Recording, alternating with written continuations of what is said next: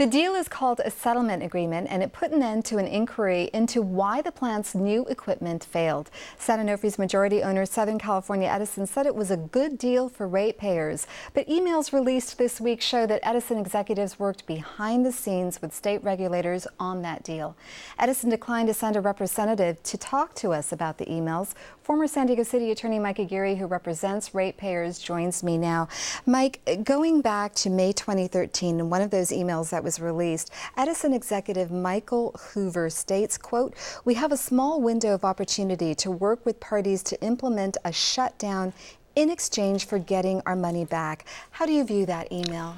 That's really one of the most interesting emails we've had, because what it suggests is what a lot of people have suspected, is that there was some deal struck where San Onofre would be shut down and the ratepayer or the shareholders would be paid for the cost of San Onofre. So that suggests that maybe there's some real validity to that theory.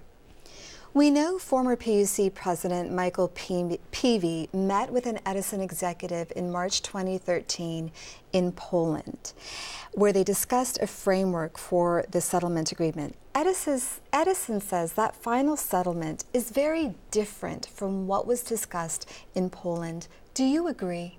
No, if you look at point 1 and point 3 on the what they call the RSG notes, were the notes that were made in Warsaw, Poland, it basically says that the ratepayers are going to pay for all the costs of the plant, except for a small portion of the replacement steam generators, and that they're going to also have to pay for the replacement power. Many people don't realize that when the plant shut down, they had to go out and buy replacement power, and that cost another $400 million on top of what it otherwise would have cost.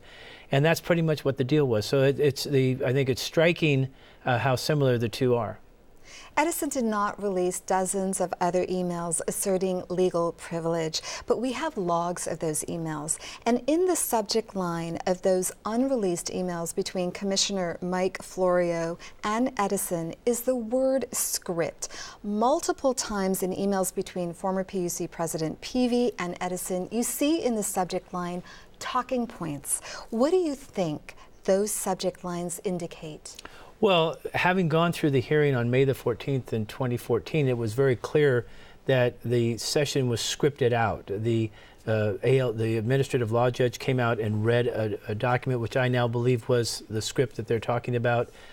Each of the players carried out as if it was scripted, and it was all designed to create the facade, or the appearance, I should say, of a legitimate hearing into whether making ratepayers pay almost $5 billion for the San Onofre defunct plant was a fair thing. And so what we now see is, behind closed doors, that they had worked out these scripts and they won't turn them over, and hopefully we'll get some way to get them turned over. Well, let's talk about the fairness issue. Edison President Pedro Pizarro said this week, quote, "The settlement is fair and reasonable, was properly and appropriately negotiated with consumer groups, and delivers substantial benefits to our customers."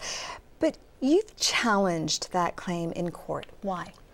Well, I think that if what we all now know is out there, and most people can see what's happened, to see what the head of SCE now is articulating, that this is somehow a good deal, I mean, it really shows you just how out of touch they are.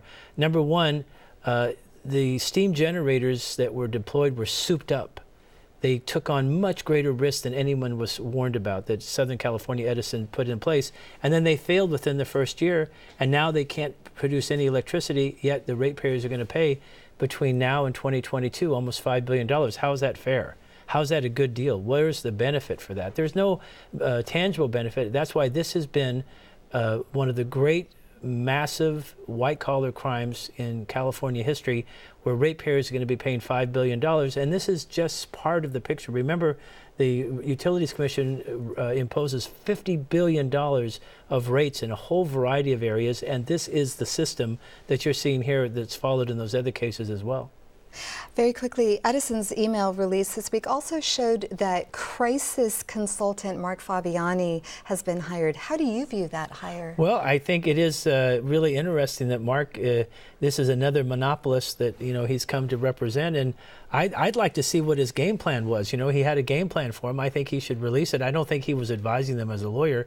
they've withheld it. And I sure hope that Mark will come out and let all the San Diegans know why he was working for a company that's trying to raise rates for people here in San Diego while they're taking our team up to Los Angeles. Mike Aguirre, thanks so much for coming on the program.